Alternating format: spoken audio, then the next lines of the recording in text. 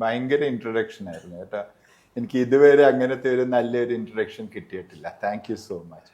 Vendor Krishnapillai എന്ന അദ്ദേഹത്തിന്റെ അപ്പൂപ്പൻ പറഞ്ഞ കേട്ട് കല്യാണം കഴിച്ച അച്ഛൻ്റെയും അമ്മ പറഞ്ഞത് കേട്ട് അച്ഛൻ്റെയും ജനാർദ്ദന പിള്ളയുടെയും അതുപോലെ ചേട്ടൻ രാജൻ പിള്ളയുടെയും കടം തീർത്ത ഒരു മകൻ.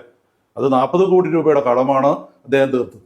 സാധാരണ ഇന്നത്തെ കാലത്ത് ജൻസി കുട്ടികളാണെങ്കിലും ആരാണെങ്കിലും വിദേശത്ത് എവിടെയെങ്കിലും പോയി സെറ്റിലാവാം എന്ന് വിചാരിക്കുന്നിടത്തു നിന്ന് ആണ് അദ്ദേഹം ഈ കടങ്ങൾ, അതും 16-17 വയസ്സുള്ള ഒരു ചെറുപ്പക്കാരൻ തീർക്കണമെന്ന് തീരുമാനിക്കുകയും അതിനുവേണ്ടി പരിശ്രമിക്കുകയും അതിനുവേണ്ടി ബാങ്കുകളുമായി നെഗോഷിയേറ്റ് ചെയ്ത് ഈ കടം മുഴുവൻ തീർക്കാനുള്ള ഒരു വഴി കണ്ടെത്തുകയും ഈ കടം തീർക്കാനുള്ള ഓട്ടമായിരുന്നു ഏകദേശം അദ്ദേഹത്തിന്റെ പ്രായത്തിന്റെ ഒരു പകുതി അദ്ദേഹം ഓടിയത്.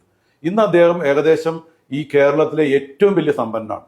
എന്നാലും ജീവിക്കുന്നത് ലോ പ്രൊഫൈലിലാണ് ജീവിക്കുന്നത്.